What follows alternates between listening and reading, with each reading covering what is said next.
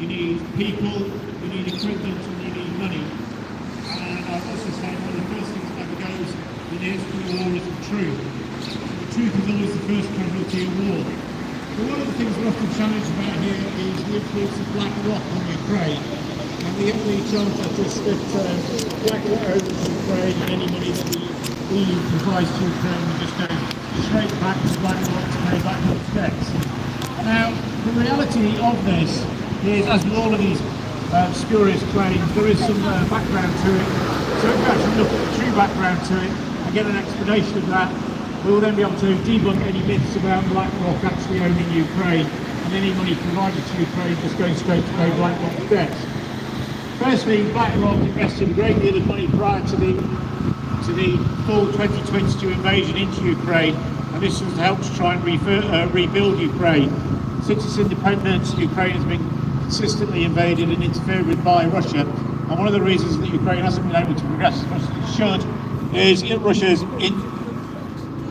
blatant interferences in its eastern areas, but also it tried to prevent Ukraine from getting money.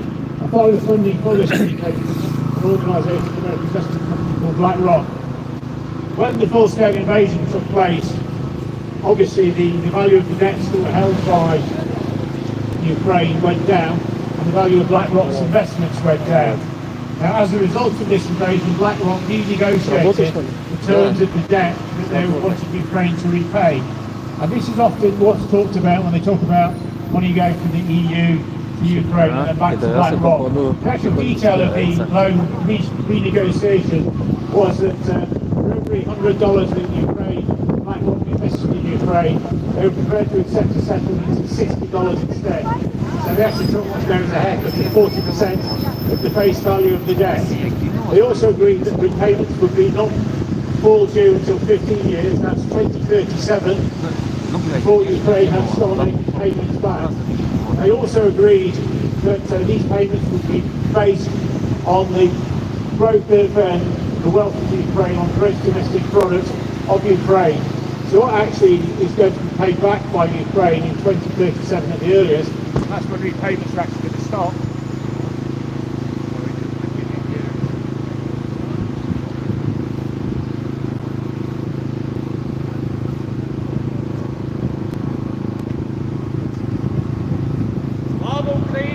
Героям слава! Слава нації! Смерть ворогам! Україна! Понад усе! Україна! Понад усе! Україна! Понад усе! Героям України тричі! Слава! Слава! Слава! Ворогам України тричі! Смерть! Смерть! Смерть! All together we will win! All together we will win! All together we will win! All together we will win! Great is NATO! together! We Ukraine is NATO! Ukraine is NATO! Ukraine is NATO! Ukraine is NATO! Can anyone hear me? Yeah. Do you want to gather around and I'll just speak? If you want to move in, I'll just talk.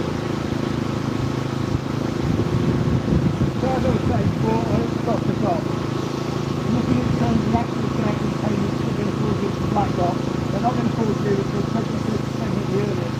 And that's based on how well the trade economy actually goes into the season. So they aren't actually that accurate. And the state of trade is owned by BlackRock is just looking at the headline rate. It's not actually looking at the reality of what the general payment rate could be. So if anyone starts talking about BlackRock is irrelevant. Yes, the trade headline does go to the money to BlackRock, but those payments don't cause you until 2027, and the only cause you assuming that Ukraine actually grows hugely.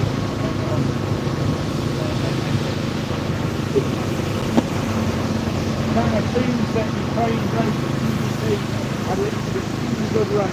So yes, just ask about BlackRock in Ukraine.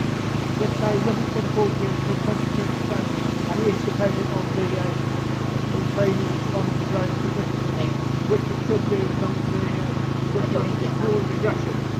And that's one thing to remember. Has anyone got any questions about BlackRock? I'm very happy to say the answer, so any questions? Yes, thank you so much for mentioning this. I always like to speak about this specific truth that the pro-Russian have to say. I think it's important to specify. Is there going to be an interest? What's going to be the interest if so? To giving back the money?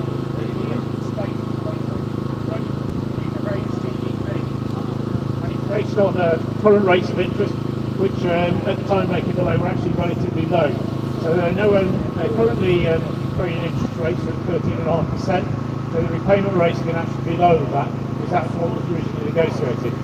So in actual fact, it's not in Ukraine's interest that it's going to be start repaying those debts to do so. You know of any particular treaties or contracts signed around this age that you could specifically do that to affect The actual Ukrainian sovereign debt, which means it's taken out by the Ukrainian infrastructure. So if you actually want to see so the ultimate guarantor is the Ukrainian government. And like British government debt, it's very important the governments always pay their debt. It then means they're able to repay the debt, and they can borrow at cheaper rates of interest. So in order to check this, if you do some searches on the web, you go to BlackRock, you find out the actual details on there. But as I say, what I've just said is actually the reality. It isn't actually just people shouting at us and asking us just slogan questions. So it's always good to go back to the actual reality of it rather than just the headlines. Right, very happy to take any other questions.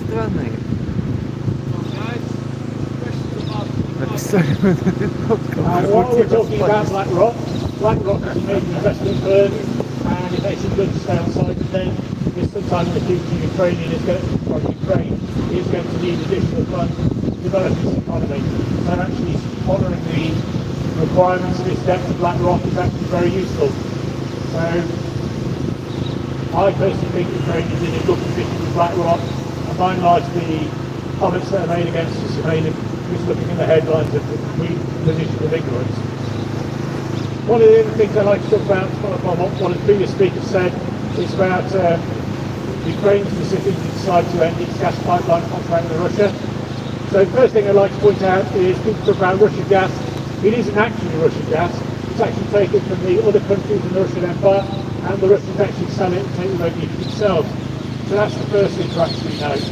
The second thing to note about the gas is that gas is a byproduct of oil production, and given Russia is no longer selling other people's gas, what they're effectively now doing is burning off, and that is actually damaging the environment. But the immediate impact is going to be felt on three nations in the EU are spoken about. So you've got Hungary, Slovakia and Austria. These nations have had about 3 years to decide that they need to do something else. The fact that they haven't done it doesn't mean they're going to get a great deal of sympathy from me. Admittedly, Austria hasn't been taking Russian gas for the best part of the year now because there was a fallout between the Austrian government and Gazprom. So that's worth thinking about. So there's only really two nations, Hungary and Slovakia, who actually failed to do anything. But the other nation that's worth talking about is the fact of Moldova and its breakaway area of Transnistria. Earlier this week, the so-called government of Transnistria, who itself is an interesting thing, so it says Transnistria is an independent state, and when Moldova was having elections, they got as many of its citizens as possible to go off and vote in the Moldovan elections, which I think shows that even the Transnistrians themselves don't actually believe they're truly legitimate government. But to show the how successful this government is in the height of winter and increase the cold, they failed to make any provision for the gas being put off by the Ukrainians. And now they've been putting out posters saying, and by broadcasting, that the way to avoid hypothermia is to all put your family in one room, put blankets on the wall and pad the doors out, and that's the way you're going to stop yourself getting hypothermia.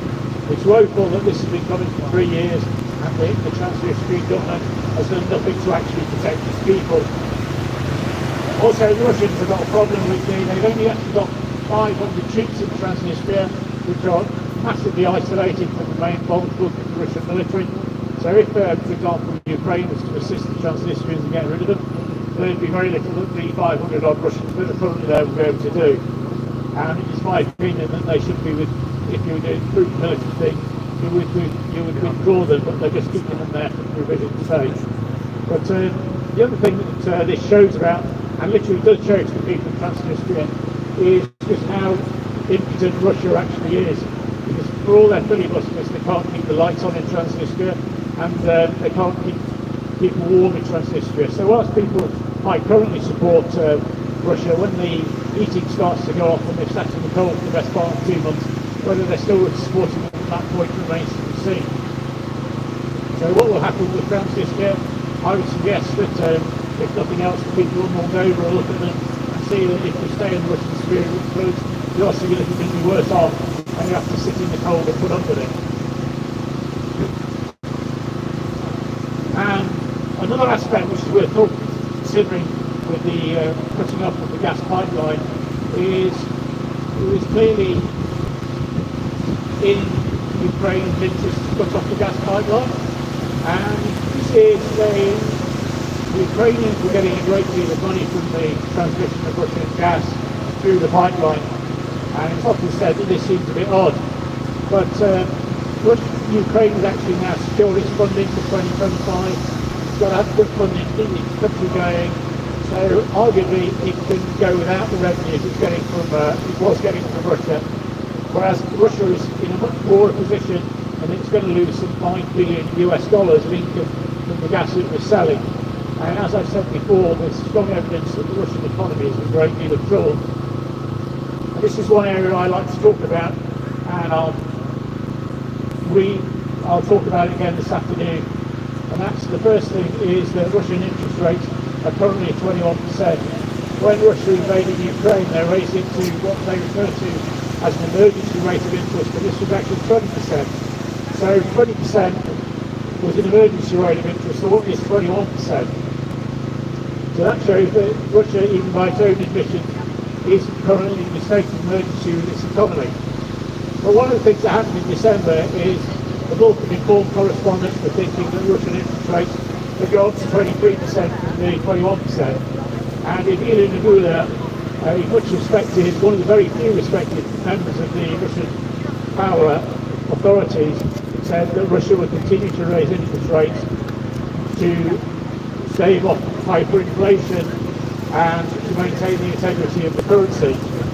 The day before, literally the day before, Putin gave his State of the Nation address and said that perhaps Russian interest rates have been too high for too long. And literally the following day, despite all the drivers that should have been there for increasing inflation rates, they kept interest rates the same. But if you actually look at the documents that came out from the Russian Central Bank, there's actually a very interesting line in there where the Russian Central Bank says that as a result of outside influences, we kept interest rates as they should be. So what the Russians have actually done with keeping interest rates at 21% is ruin both sides of the equation. So on the one hand, you've got the Russian industrial military complex wanting interest rates cut so that people will start investing, i.e. they need to get them down from 21%, supposedly so they can get their industry going again. But that didn't happen. And also they didn't raise them, so the guys on the left who wanted interest rates lowered won't be happy, because they're going to continue to have to pay very, very high rates. But the other side of the equation, as we're maintaining the inflation rate and maintaining the ruble, they weren't happy either. So we've now seen since the end of December, we've seen the Russian ruble go out to 110 to the dollar. So this is actually showing that once again the Russian ruble and the Russian economy is under some strain. And this is independent evidence that you can actually go into the market to look at. You don't need to look at anything about what people are claiming. However, interest rates being that high does indicate that the claimed Russian inflation rate of about 10%, coming up to 9%, is just a spurious thing put out by the Russian banks, because Russian bloggers who show the price of eggs, the price of bread, the price of potatoes, they're all talking at rates that have been increased over the year, in excess of 50%. So how you can be having an inflation rate less than 10% when all the components that go into raising calculating an inflation rate are all well over 50? It just shows that the stats coming out of Russia is actually irrelevant, and you need to look at what's actually happening in the market rather than what's actually happening in who said what. Because as I said at the start, first casualty of war is always truth. Also, it's worth considering, one of my other topics of conversation is the Russian shadow fleet. And earlier we saw a Russian shadow fleet tanker flagged from the Cook Islands cutting cables between Finland and Estonia. But also this week on Friday, the Norwegians started talking about a Russian ship called the Mole, who is hovering around over power cables and over internet cables in the Baltic, and the Norwegian Navy is now shadowing it.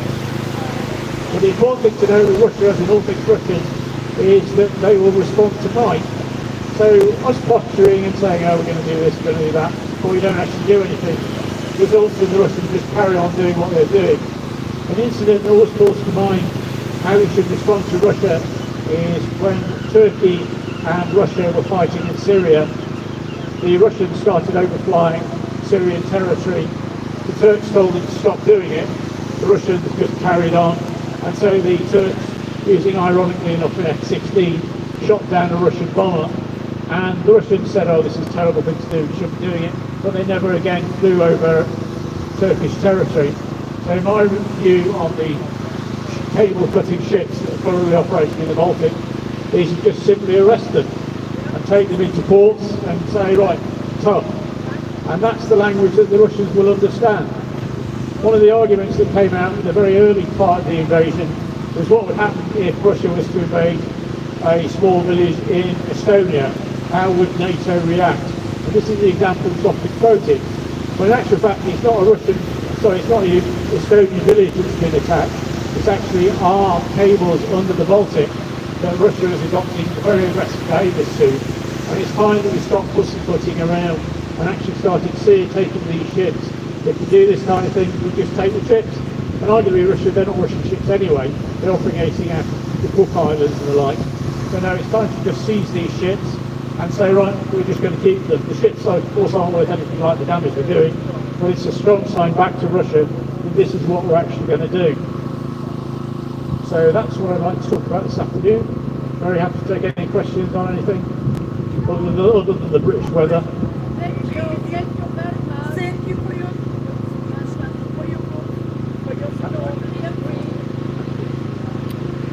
I would sing, but I'd send you all home.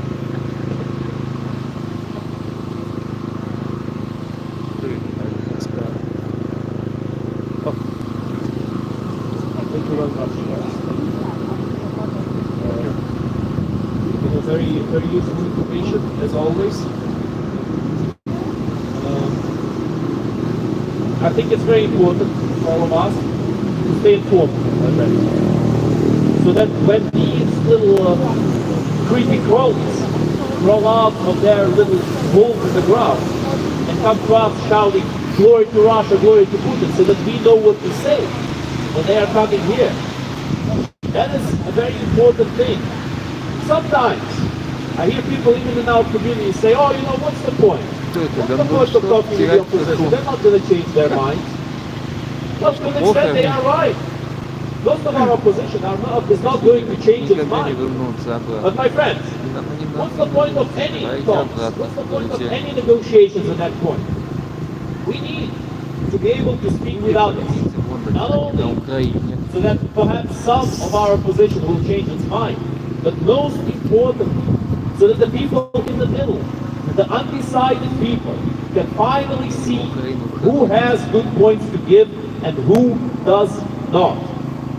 That is a very important thing, my friends. To show the people, the wider population, what we have to say, and to show how little the people who support Putin have to say.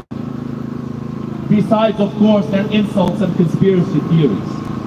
And conspiracy theories they are, as we have proven many times in the past, as they always get all triggered when what they're saying is called a conspiracy theory, and yet they can't come up with any proof whatsoever. But my friends, the point is, we always welcome people to ask a couple of questions. If anyone wants to ask a question, they're perfectly free to go right ahead and ask it. We'll answer it. However, people need to keep in mind that things like shouting insults, getting in people's faces, trying to vandalize the equipment, they are not acceptable. They are never acceptable. We need to make sure that it is crystal clear for everyone who might be willing to come to our rallies. We will accommodate any kind of request of questions and all of that. However, there needs to be decorum in the conversation. After all, very lovely pictures, aren't they? We have our friend John here. He's made these. He's right here. He's a very talented artist, you know. Kim Jong-Putin, that's a very good one. One of my favorites. Just like the bunker grandpa. Is bunker grandpa here yet, John? Somewhere here. Don't worry about it. Bunker grandpa. I love to use that term. It's around there. Oh yeah, aka bunker grandpa. It's right here. Sorry, I'm blind. AKA bunker grandpa. It's very true. Putin is a bunker grandpa. And it's about time that the world started dealing with him more directly. That the world put down the Russian terrorist regime and finally moved to a better future for all of humanity. That, my friends, is the solution for this war. That is the solution to Putin's terrorist regime. Russia is a terrorist state. Russia is the terrorist state. Russia is a terrorist state. Russia is a terrorist state. Russia is a terrorist state. Russia is a terrorist state. Stop Russia, stop the war. Stop Russia, stop the war. Stop Russia, stop the war. Stop Russia, stop the war. Stop Russia, stop the war.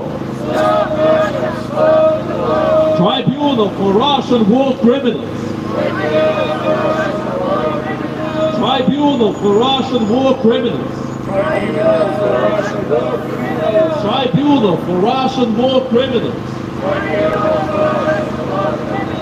No trade with Russia. No trade with Russia. No trade with Russia. No trade with Russia.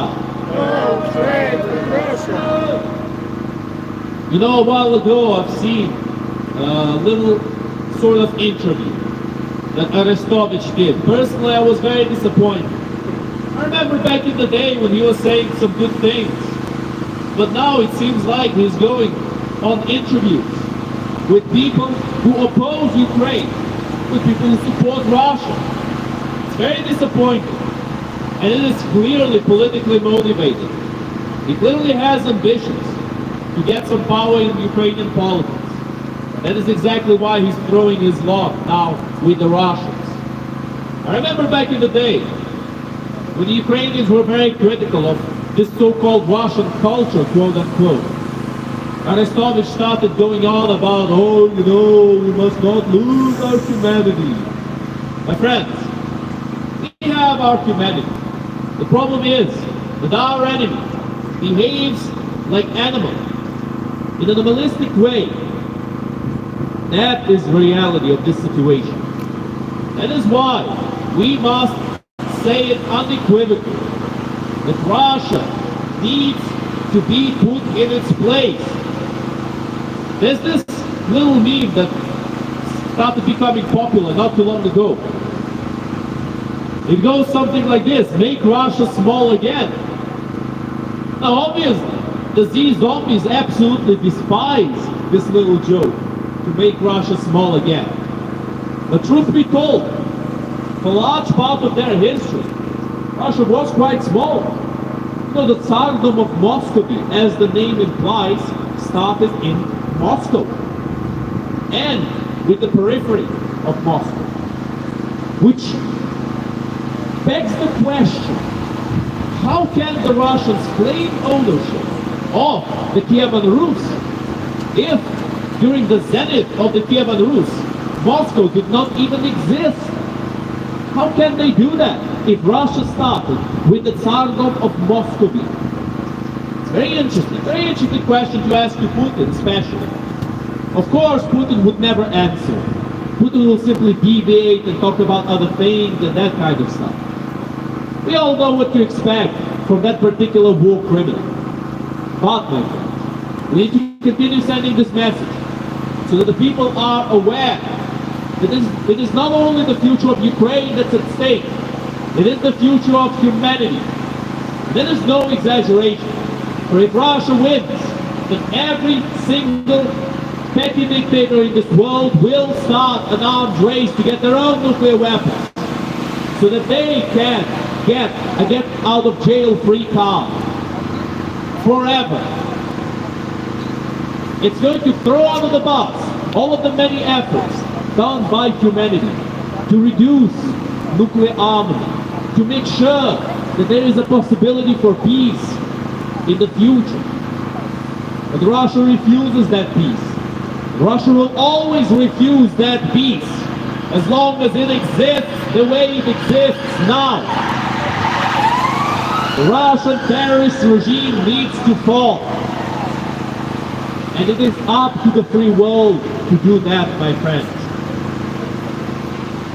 I would like to speak about a certain little trope that goes on very often with people who support Russia, with people who don't want to help Ukraine. They always speak about the nuclear weapons, the nuclear question, you could call it. I think we should take a page out of the book of Thomas here and talk a little bit about finances in this regard. If I'm not mistaken, the United States of America uses up, on average, around $700 billion per year on their military. 700, probably plus. Now, the United States of America uses up around $40 billion just to maintain its nuclear arsenal. $40 billion. Now let's talk about Russia. Do we have any guesses here? Any passerbys can guess this too. Considering that the United States of America uses 700 plus billion a year on its military and 40 billion on its to maintain its nuclear arsenal, can you guess how much money Russia uses up every year on all of its military together? Any guesses? Don't be shy, my friends, don't be shy. Well, don't worry about it too much. Don't want to put anyone on the spot. The number is around 50 billion pre-war. This was pre-war, of course. Now they're using up a lot more money than that. But pre-war, they used to put 50 billion into their military, whilst the US put 40 billion only exclusively on the maintenance of their nuclear arsenal.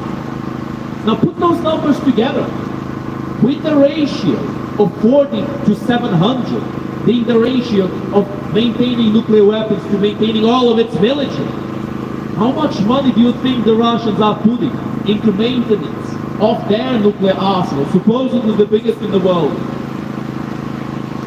The answer is, my friends, that money has most likely materialized more in the caviar that the Russian oligarchs eat for breakfast than in the actual nuclear weapons that the Russians have.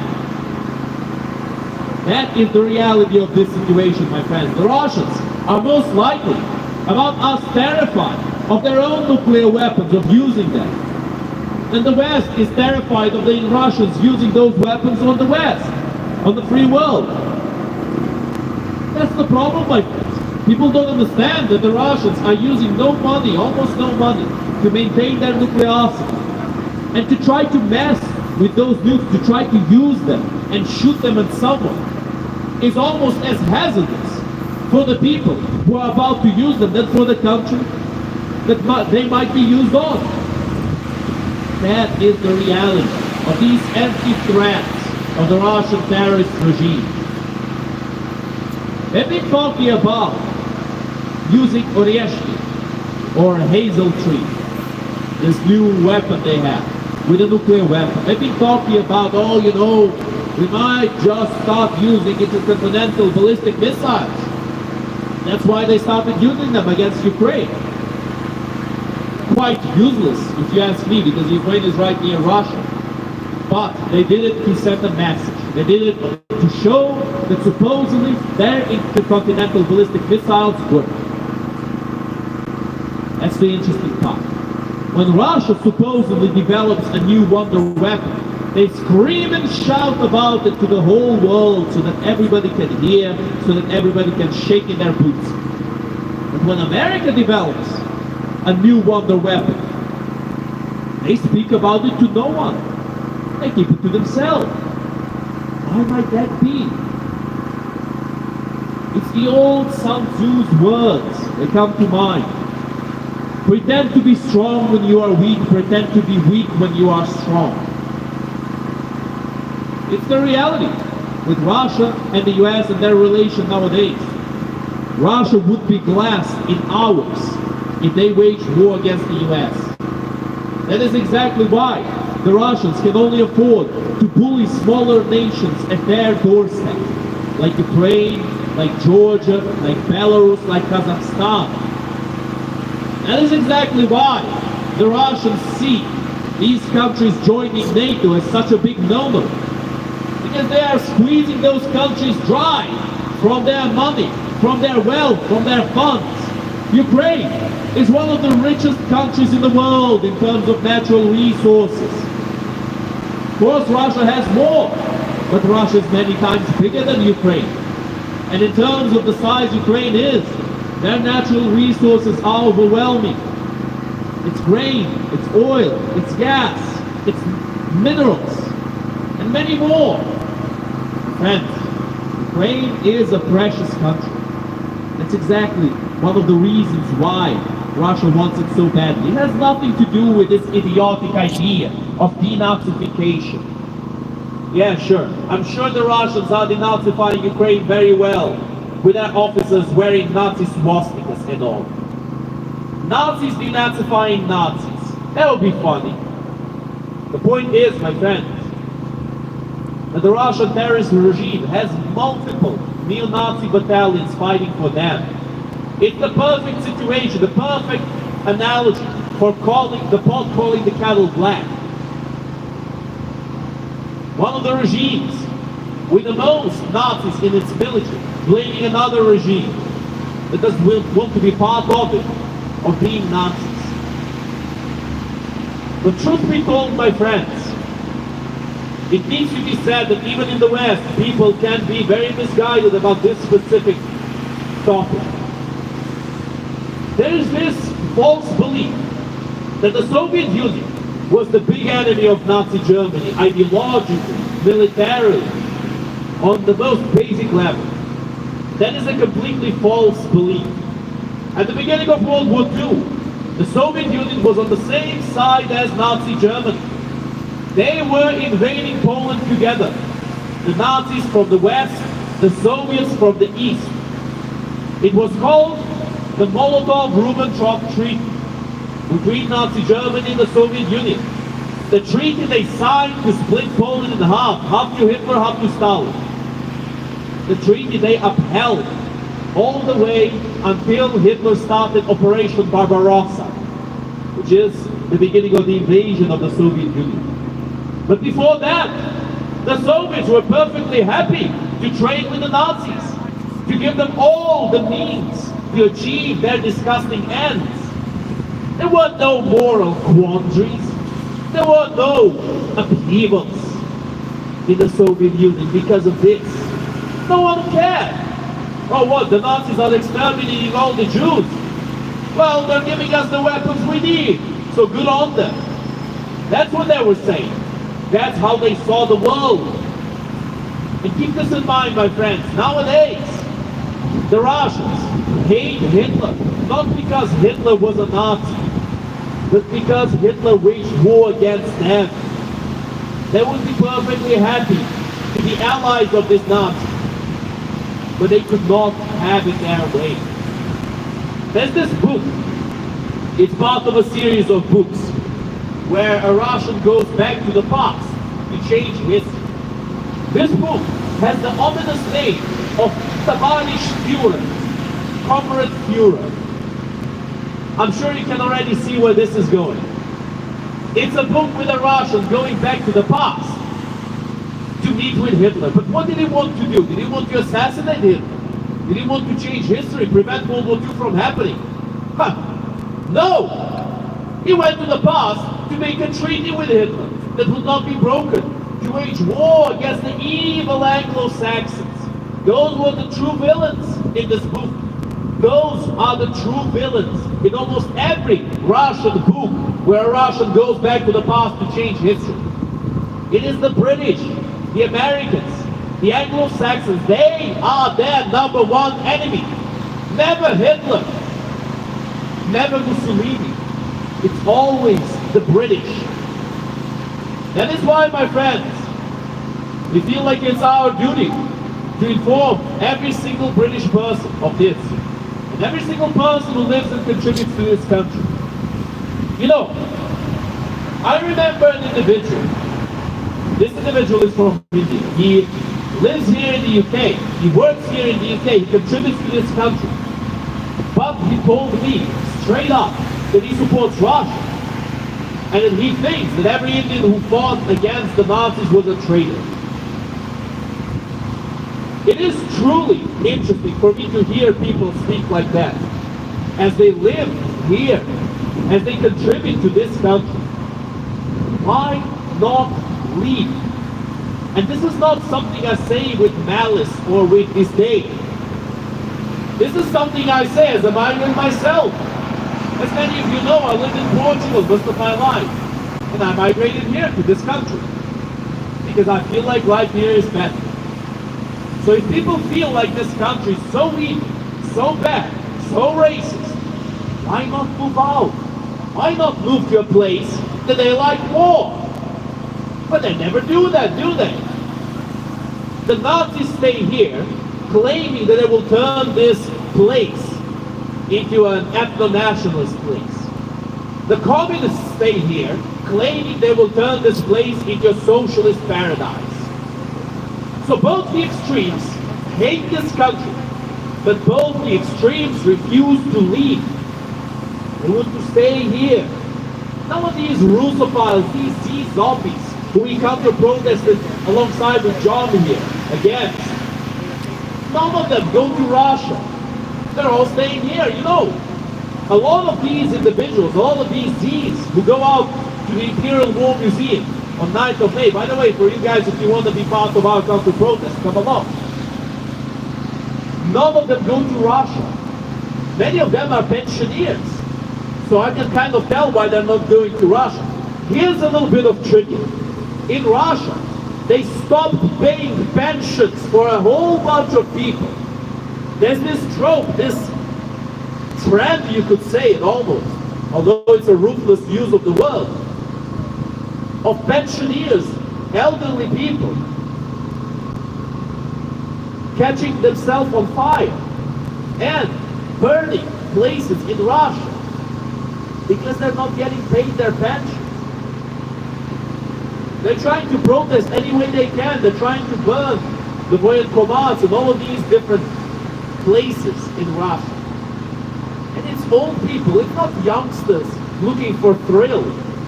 It's old people who are trying to get what little money was promised to them from their terrorist regime. The money that their terrorist regime finds much better invested into killing innocents in Ukraine. Much better investment for them than providing for their own pensioners, surely. That's their mentality, my friends. That is one of the reasons, one of the many reasons why standing on the sidelines of the Russian terrorist regime commits their crimes is not an option for anyone. They are the enemy of Ukraine. They are the enemy of Europe. They are the enemy of the free world. And they are your enemy also, my friends. The enemy of every single one of you unequivocally. And even those who might think that Russia is neutral can be very much sure that Russia does not see you the same way. Can be very much sure that Russia does not see you as neutral. It sees you as their enemy, someone to be brought down at any cost. That is exactly why it's important for every single one of us to see Russia as the unequivocal enemy of the free world, an enemy that needs to be brought down, an enemy that will not stop until it is stopped for good. Look at the arson epidemic here in Europe, the UK, all over Europe. Why might that be happening? The Russians are flooding the continent with their money to hire lowbrow people to set things on fire, to get a little bit of information for them. That is what they're doing, and they're doing it for a reason. They're doing it to destabilize this country. They're doing it to destroy it. They're doing it to weaken the free world. That is their reason. So must be our reason to make sure that Russia is weakened, to make sure that Russia does not prevail, to make sure that Russia cannot destroy the lives and livelihoods and future of the people in this country. That must be our top priority, my friends. And make no mistake, there needs to be a certain level of investment into this.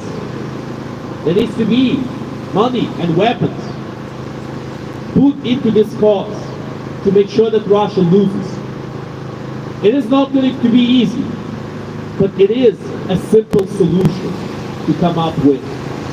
That is for certain. And we, my friends, we are all about the solutions. That's one of the main things we talk about here. For those who are passing by, my friends, you're always invited to join us or to ask a couple of questions. We love to hear the solutions of the other people also, even when those solutions are nonsensical.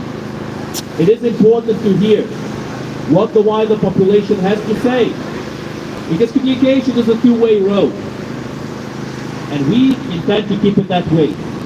As one of the main British values is freedom of expression. We are grateful for that freedom. We are grateful for the support of this country. Thank you, Britain!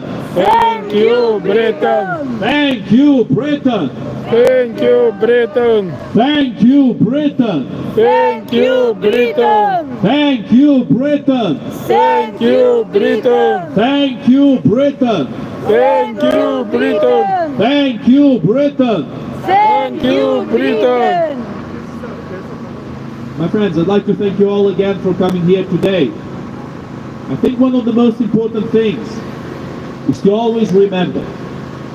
To remember how this war started. Thank you, my friend. To remember those who have supported us throughout this calamity. To remember those who have betrayed us. To remember those who have opposed us when their aid was necessary. To not forget and to not forgive what they have done. But most importantly of all, to remember the people who have done a great sacrifice for a better future for Ukraine and for the whole world, to remember the people who have died, to remember the people who have suffered. This country is one that remembers. We can see that on the monuments around us. The cenotaph, the symbol of the fallen soldiers, women of World War II, the symbol of the women who did their part in the Great War. And now, my friends, further heroes are fighting and dying, and we must make sure we remember them. We must make sure they have what's necessary to protect themselves and to protect the free world. So in the name of those who have died, in the name of those who have suffered, my friends, I invite you all to do a minute of silence.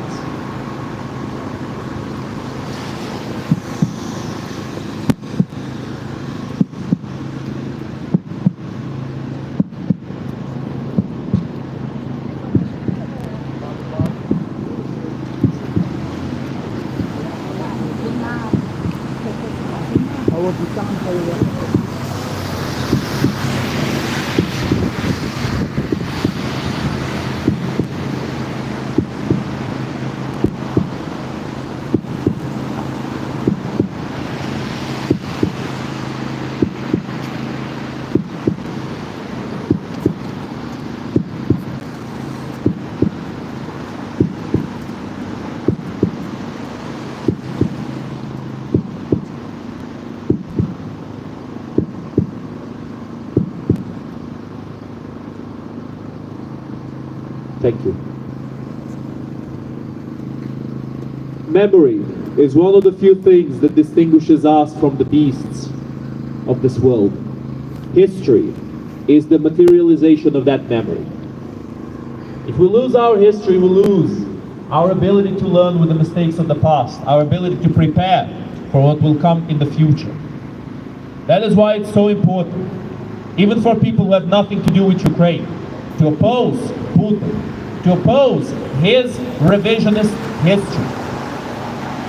This is not the first, second, or millionth time that Russia or its predecessors have tried their absolute best to rewrite history and to lie to people, to deceive them into believing that things happen that have not actually ever happened,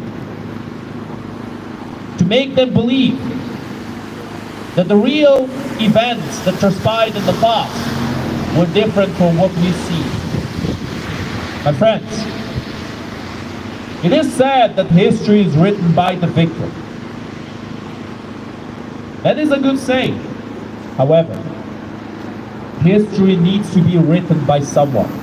Because if it is not, humanity will never learn.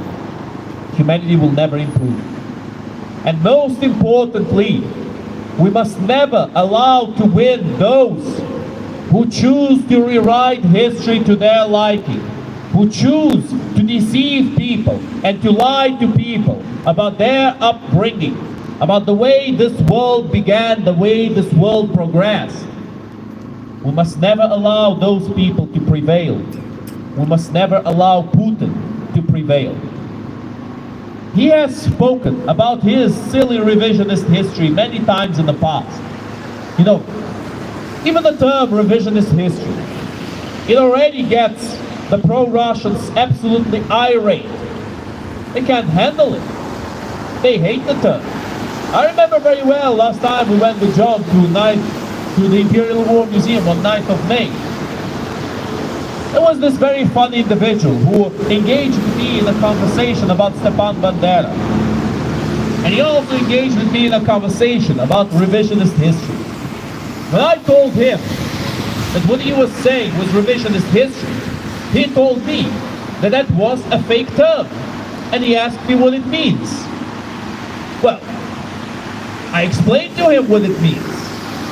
He was clearly not expecting that. But alas, we are perfectly fine to speak with our opposition, to hear their questions, and to answer their questions. And usually our opposition has some very, well, at least they see it as controversial questions to ask. It's pretty interesting to hear them all resort to the same exact questions. But we are perfectly fine to answer them. That is why we are here, my friends. And you should distrust those who speak for the Russian side and refuse to elaborate on their claims. You should distrust those who just flat out claim, oh, you know, Ukraine never existed, it was always Russia. And you ask them, what came first, Kyiv or Moscow? Will they answer that? Never. They will never entertain those questions. But we will, my friends. Many people would like to ask us something. Like you guys, for example. Would you like to ask us something? No? Why what? Why do this? That's a good question. We do this so that people are informed, so that people do not fall for the same mistakes the Ukrainian people did, so that people do not trust Russia, like the Ukrainians did in the past, in the Ukraine-Russia Friendship Treaty, in the Budapest Memorandum, in both of the Minsk agreements. We do this so that humanity can learn with its mistakes and move to a better future. Huh? You tell one side. I tell one side. I'm not agreeing with Russia. I'm not a single side. I'm from the Netherlands. Uh-huh. And we're in the Netherlands. So listen, my friend. You say that we tell one side. Fine. We allow the other side to speak. We allow the opposition to come here and present us with their points. And we answer their questions as much as we can. Well, they don't ask many questions. You say we only tell one side. Which side would you like us to tell? Would you like us to try to shill for the Russian reasoning for this war? Let's speak about the reasons that Russia presented. Number one reason, denazification I'm on the side of the people. of the people. Because Which people though? we from the Netherlands, we give billions and billions of dollars to Ukraine. Uh-huh. To put in weapons, to put in ammunition, to put in soldiers. Do you agree with that? No, I'm not agreeing with everything. Well, do you agree with giving weapons to Ukraine or not? I believe in peace. You believe in peace? Okay. Because Arms keep peace. Do you agree with that saying? I'm visiting here to England. Very good. Welcome. We came here to King Cross. Yes. People are starving. Where? Everywhere. On Look King around. Cross. Look around. People are You guys are funny. You guys are funny. I will give you a discount considering that you are tourists here. Every single week, sometimes every single day, there are organizations that come out to the street to give food for the homeless, to feed the people so that they don't starve. And oftentimes, people who are not homeless in the first place go there and have some food too. You know why? Because these people who give the food are so generous. They give food without even asking for too much proof, whether they're homeless or not. This idea people are starving, my friends, I'm sorry, but this is complete nonsense. Nobody's starving here. The organizations do that. Of course. The government don't do shit. They're government-funded organizations, friend. I don't know how it works in the Netherlands. But the point is, helping Ukraine is in your favor above all. You talk about people who are starving. Let's talk about people who are freezing because of the Russian terrorist regime. Let's talk. That as well. Excuse me? We disagree with that as well. We don't want people to starve, go hungry, or freeze, or whatever. We do not appreciate war. How you can help to Ukraine? So if you do not, please, Vitaly, if you do not appreciate war, No, of course not. I'm sure you will agree with stopping the aggressor of the war.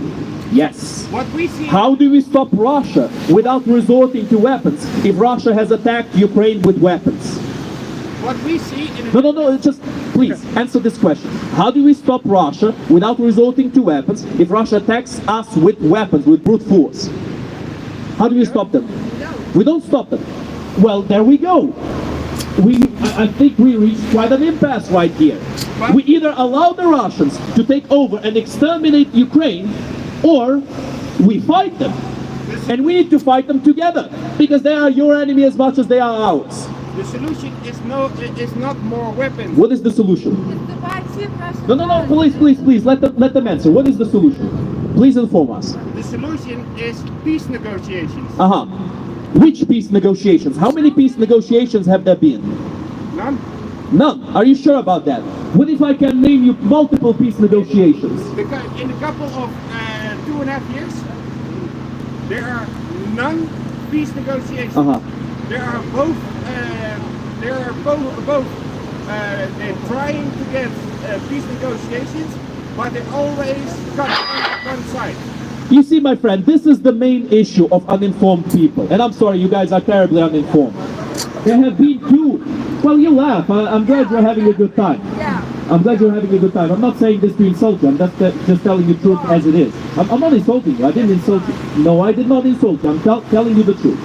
If you don't know something and somebody tells you you don't know this, it's not an insult to say as such. I can tell you you're uninformed. I can prove it right here.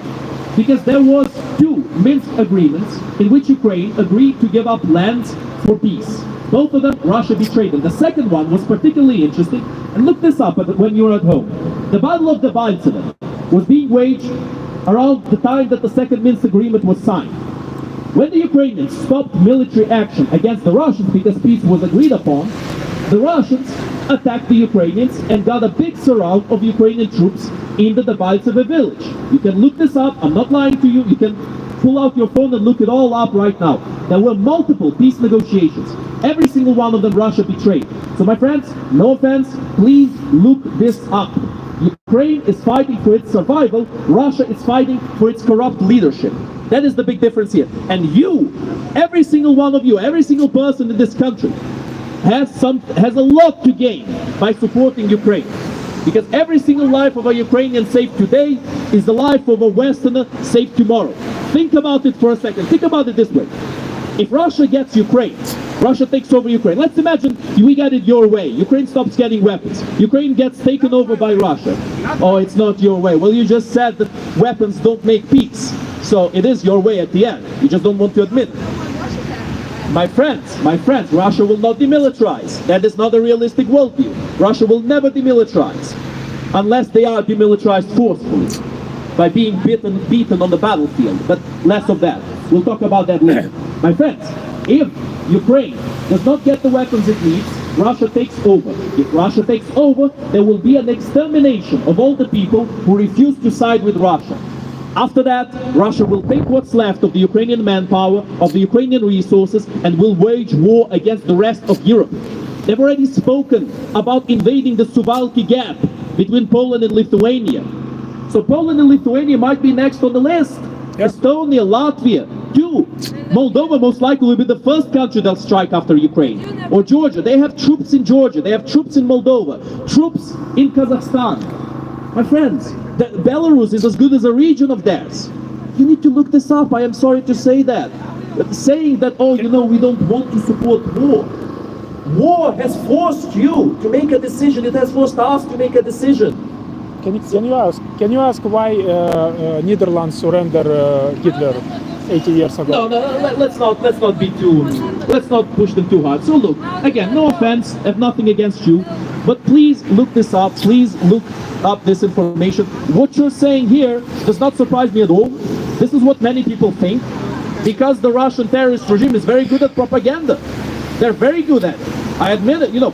Sometimes some Ukrainians fall to their propaganda. Sometimes some Ukrainians start believing in some conspiracy theories.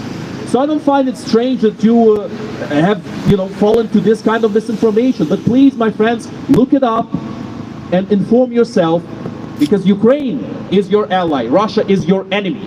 Always. The Netherlands, just like the United Kingdom, has a lot to gain with a victory for Ukraine. Would you like to ask anything else? Oh, British. This is British guy. Britannia. I think the last time that the Netherlands was invaded, it was invaded by Nazi Germany in 1940, is that correct? Yes. Why you surrender? Why you surrender? Please, let me... Why you surrender to Hitler? I don't know why my ancestors did that. We didn't. You just surrendered. That's it. For 1 week. Okay. We were invaded in 1939. Sorry, what was that? In 1939. And it was the Nazis that invaded you? Yes. And who was the allies of the Nazis in 1939? Britain and America. Allies of the Nazis? Russia? The Soviet Union was the ally of the Nazis when the Nazis invaded the Netherlands. And Putin has gone on record to say that the greatest catastrophe of the 21st century was the demise of the Soviet Union. So when the Netherlands was invaded, it was invaded by allies of the Soviet Union, which Putin seems to think is the greatest catastrophe that happened in the 21st century. Yeah, can I speak without... my problem is that in the Netherlands, that 8 of the 10 people can pay the bills. The energy is rising. Homelessness is rising. I see that every day in the Netherlands, that good people that are with the cost of the war, with the cost of the people, Rutte, the boss of the NATO. So who's to blame? Russia and America. Why America though? Why are you equating Russia and America? Because there are because there are big people who are earning a lot of money on guns. All right, my friend. I'm sure you know this, but the Netherlands, alongside with the rest of Europe, has been dismantling its military for a very long time now. Yeah, you know this. So I am bewildered by why you're making this point about big people earning big money. Russia started this war expecting Europe would lay on its back because Europe has dismantled most of its military. You should be thanking the Americans for making weapons so that you can defend yourself against Russia. You should actually be thanking them. It bewilders me to no end that you're actually complaining how dare America make weapons when you need those weapons to defend yourself from the likes of Russia. America gives $6 billion to Ukraine Good, they should give more. to buy American weapons. Excellent, exactly. It goes back to the American economy. It's not Everyone is winning. I don't know what you're complaining for about. the economy. It's going back to a few select people who produce and who manufacture those weapons. Okay, so you're unhappy that some people are getting richer because they're the CEOs of the weapons manufacturing? I think you have some misplaced anger here, my friend. You should be angry at Russia, that they are invading countries left, right, and center. You should be angry at the Americans, that they are supporting Ukraine and other countries that are fighting against Russia. Like, look, you can criticize America left, right, and center. That's fine. They have a lot to be criticized for. But in this case, they're blameless. They're completely blameless. You should be criticizing America for not giving enough, for not producing enough weapons. And that's why Ukraine has weapons shortages. I think there's some confusion here. Look, you admit Russia is your enemy. You admit that Soviet Union supported Nazi Germany at the beginning of World War II, which is all correct. So it bewilders me how you can just try to equate America to Russia. America never did Ukraine any harm. It never did you any harm. It never did this country any harm. So what's with the hatred against America? I'll tell you why, because it's popular nowadays. It's popular to see America as this big bad, oh, you know, how dare they be so rich? How dare they have so many weapons? But truth be told, it's good that they are rich and powerful and they have weapons. It's good for us. It's not hatred. It's great for us because they're our allies and Russia is our enemy. What do you think? We should side with Iran, with North Korea, with China perhaps?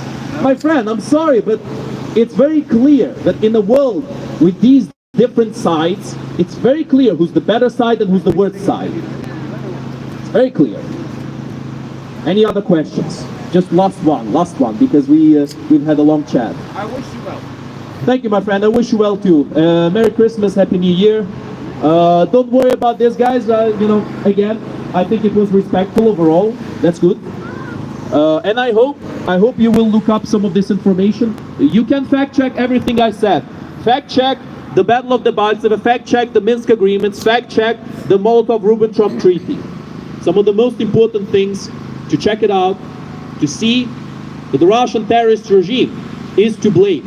And you know what? I actually have nothing against these people. These are not some kind of crazy Z Russia supporters. They're not. They're just people who have been exposed to false information. They're just people who have been living their lives and The West, it bewilders me. This part actually makes me a bit angry. The West has not lifted a finger to face off against the Russian propaganda. They're not doing it nearly enough. Why? People are being misguided like this. People are equating the USA to Russia. Guys, are you serious? Are we serious with this? Oh, US and Russia, they're the same. No, they're not. The US is bound by certain rules, sure. Occasionally they break them. That is true. And they are condemned for that. Russia has no rules. Russia doesn't abide by any rules. It's like, oh, you know, on one hand, you got a guy who stole 20 pounds from your pocket once. On the other hand, you have a guy who steals every single day from people on the street. I'm sorry, my friends, sure, you can call thief to both of them. But I'm sorry, they're not nearly on the same level. It's just completely different. But this was a useful interaction. You see, my friends, this is something. How are you, my friend? Would you like to ask a question? Yeah? Yeah. No, don't worry about it. I don't want to put you on the spot. Don't worry. I can't hear you. Have a nice day, my friend. Happy New Year.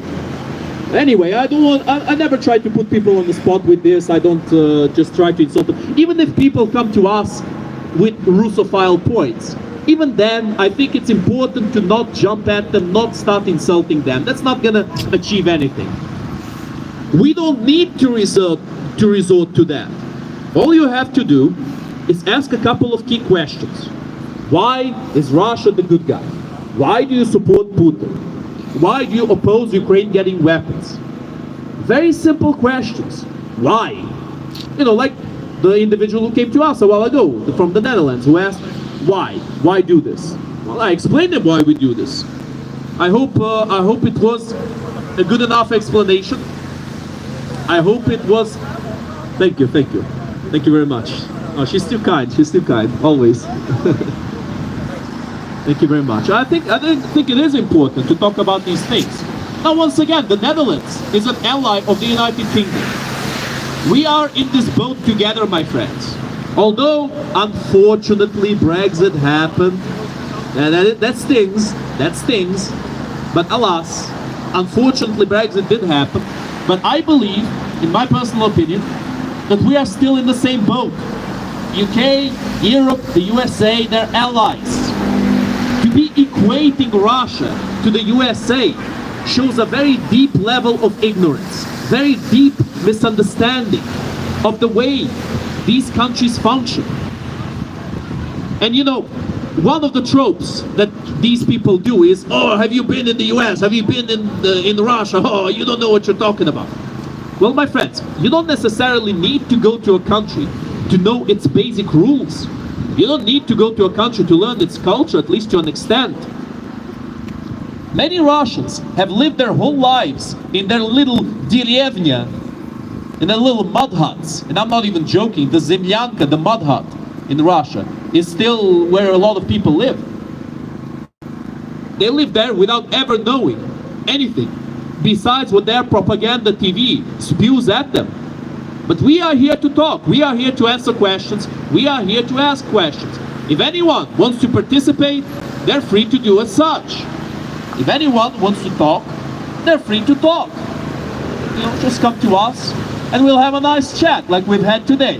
That was good. You know, today's chat was actually much better than the conversation we've had with that idiot we've had the other day. The individual who tried to vandalize our equipment. That was truly disgusting behavior. But to speak with others, even if you disagree with them, is a basic part of being human. You know, animals, they cannot disagree peacefully. If they disagree, they bite and they fight and they scratch each other and they ram each other's horns into each other. Humans, they have the option to swing fists or to exchange words. That is the option we all have.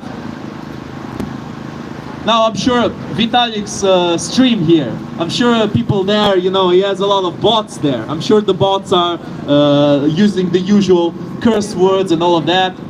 which is fun and dandy, but we're not going to be replying to comments like that. Only questions with decorum, only questions with actual meaning, my friends. Now, I wish we could speak to a lot more people, a lot more passerbys, a lot more of our lovely attendees of these rallies. But alas, my friends, our rally is now coming to an end. Thank you all very much for coming here today. Our rallies happen here on Wednesdays at 6, on Fridays at 6, on Sundays at 3, so please come and show your support. And now, we're going to end this rally as we started it with the Ukrainian anthem.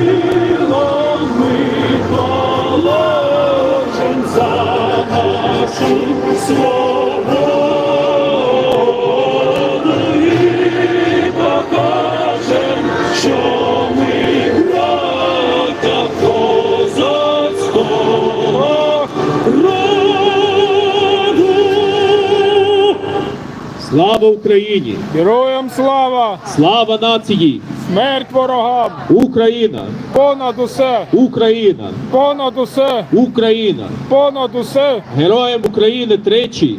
Слава! Слава! Слава! Ворогам України тричі! Смерть! Смерть! Смерть! Дякую.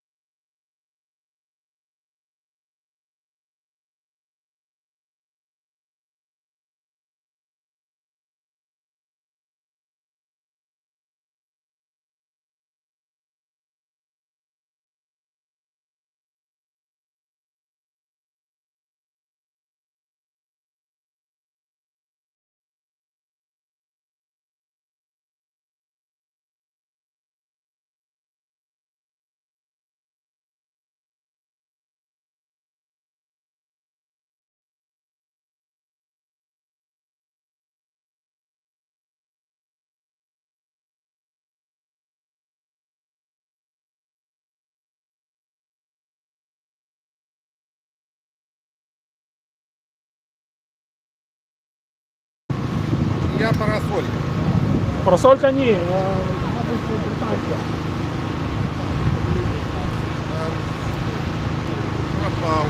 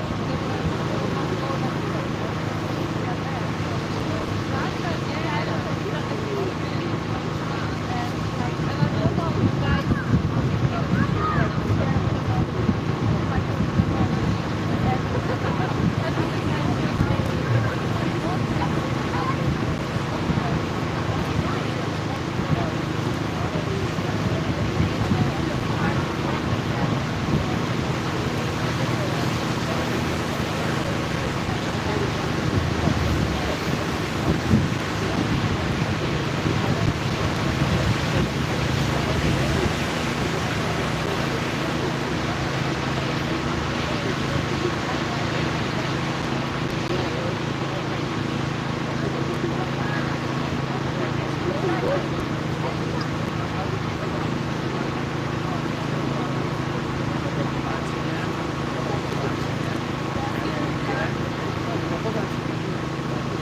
always, read all your placards for the recent updates.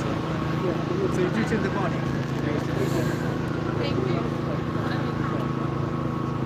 Hi, bagă, good asta.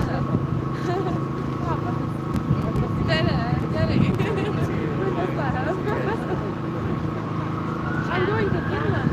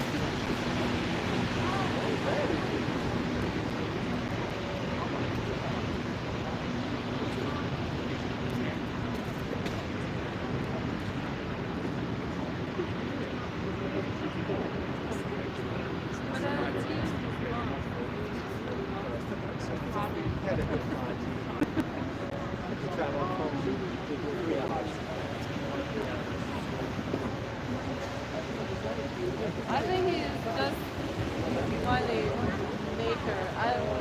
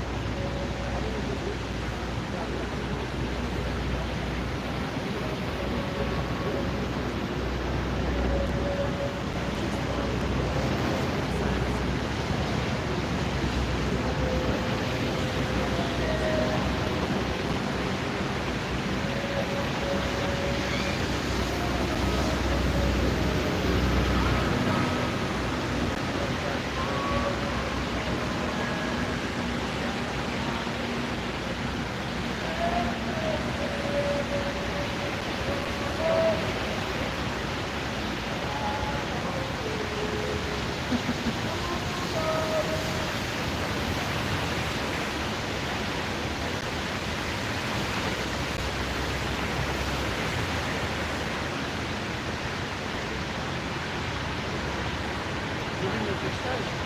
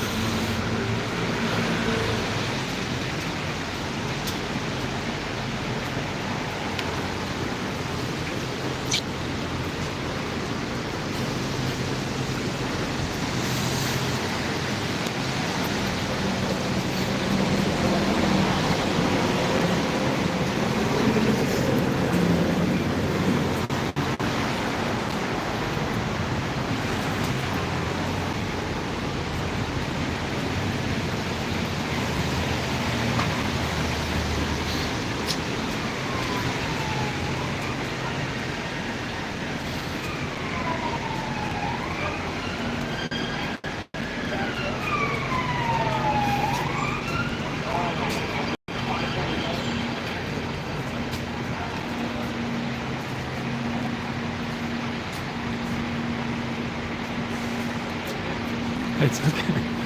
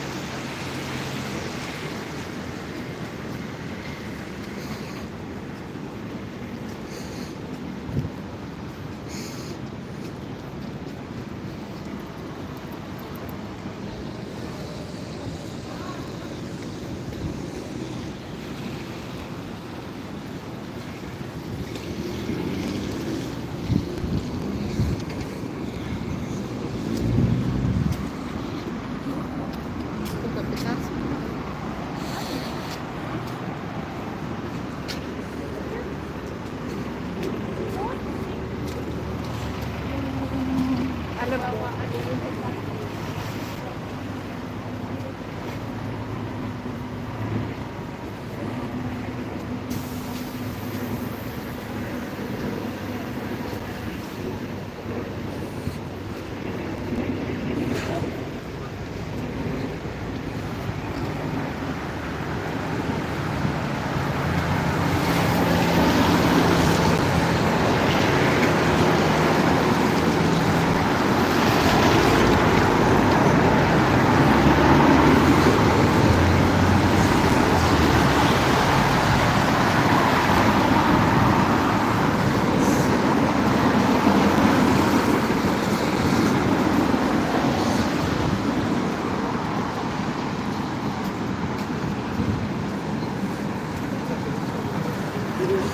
Речку, море есть, точку не надо.